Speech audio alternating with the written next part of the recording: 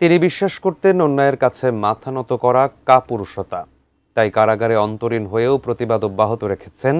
সমাজ কিংবা রাষ্ট্রের চাপে সত্য বলা থেকে নড়েননি এক চুলও। তিনি বিদ্রোহী কবি কাজী নজরুল ইসলাম। অন্যায়ের বিরুদ্ধে তার কবিতা আর গান আজও প্রেরণা যোগায় মানুষকে। কবির ১২৭তম জন্মজয়ন্তীতে এটিএন নিউজের হয়ে শ্রদ্ধার্ঘ্য জানাচ্ছেন সাদিয়া আফরোজ।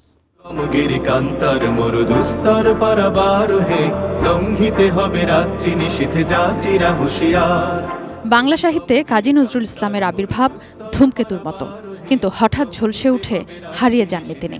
রবীন্দ্র প্রতিভার মধ্যাহ্নেও অনেক নক্ষত্রের আলো নিয়ে হয়ে ওঠেন বিশ্ব সাহিত্যের এক কালপুরুষ। আমি মহাপ্রলয়ের দ্বাদশ রবি রাহুগ্রাস, আমি কবু অশান্ত কবু প্রশান্ত দারুণ স্বেচ্ছাচারী। প্রথম বিশ্বযুদ্ধ ফেরত ২১ বছরের নজরুল বিদ্রোহী লিখে বিপুল সাড়া ফেলেন। মানচিত্রে আবদ্ধ দেশ ও সংকীর্ণ জাতীয়তাবাদের ঊর্ধ্বে ব্যক্তি মানুষের জয় জয়কারের অনন্য দলিল বিদ্রোহী। বিদ্রোহী রণক্লান্ত, আমি সেই দিন হব শান্ত। রাষ্ট্র ও সমাজের যে কোনো সংকটে নজরুলের গান ও কবিতা হয়ে ওঠে প্রতিবাদের ভাষা। অন্যায়ের বিরুদ্ধে কেবল সৃজনশীল সাহিত্যেই নয়, কলম ধরেছেন সাংবাদিকতা, সম্পাদনায়ও। এত রকম অত্যাচার, এত রকম সংসারে অশান্তি, আর্থিক অনটন সবকিছু মিলে তারপরেও কিন্তু নজরুল সবকিছুকে উপেক্ষা করে তার এই স্বর্ণ অক্ষরে তার লেখা উনি লিখে যেতে পেরেছেন। নবযুগ পত্রিকায় প্রকাশিত তাঁর জ্বালাময়ী সব প্রবন্ধ যুগবাণী নামে বই আকারে বের হলে ব্রিটিশ সরকার তা বাজেয়াপ্ত করে। বন্ধ হয়ে যায় নবযুগও। ধূমকেতুর তেজ সইতে না পেরে ইংরেজ সরকার কবিকে জেলে পড়ে প্রকাশনাও বাজেয়াপ্ত করে। হুগলি জেলে তাঁর ৩৯ দিনের অনশন ব্রিটিশ শাসকের ভিত কাঁপিয়ে দিয়েছিল। ব্রিটিশদের বিরুদ্ধে সরাসরি উনি কি বলছেন? কারা রইল কপাট, কারা রইল কপাট, ভেঙে ফেলে রেল পাটে রক্ত জমাটে শিকল পূজার পাশানে বেদি। তখন প্রতিটি মানুষ, বিশেষ করে যুবক শ্রেণীকে উদ্দীপ্ত করার মতন নজরুলের মতন এই ক্ষমতার কারো ছিল না।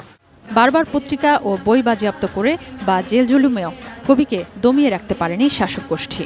তার কবিতা তার কালে মানুষ ভেবেছে টিকবে কিনা, কিন্তু নজরুল মনে করেছেন যে যেহেতু শোষণ, বিপ্লব, বিদ্রোহ কোনোদিন শেষ হবে না, ফলে তার কবিতার যেটা প্রাসঙ্গিকতা সেটাও কখনো হারাবে না। ধর্মান্ধতা, সাম্প্রদায়িকতা সহ সমাজের কুসংস্কারের বিরুদ্ধেও লেখা ও জীবনাচরণে সোচ্চার ছিলেন নজরুল। তার নিজের ছেলের নাম রেখেছিলেন কৃষ্ণ মোহাম্মদ বা অরিন্দম খালেদ।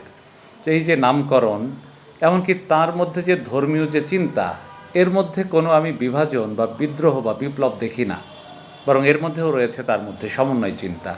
বলবীর বল উন্নত মমসী। আজকের দিনেও যে কোনো অন্যায়ে, জাতীয় জীবনের সংকটে তারুণ্যের কবি নজরুল সমানভাবে বর্তমান। তাঁর কবিতা ও গান যুগ যুগে সংগ্রামী মানুষকে চির উন্নতশীল অর্জনের শিক্ষা দিয়ে যায়। Sadia Afroz, ATN news, Dhaka.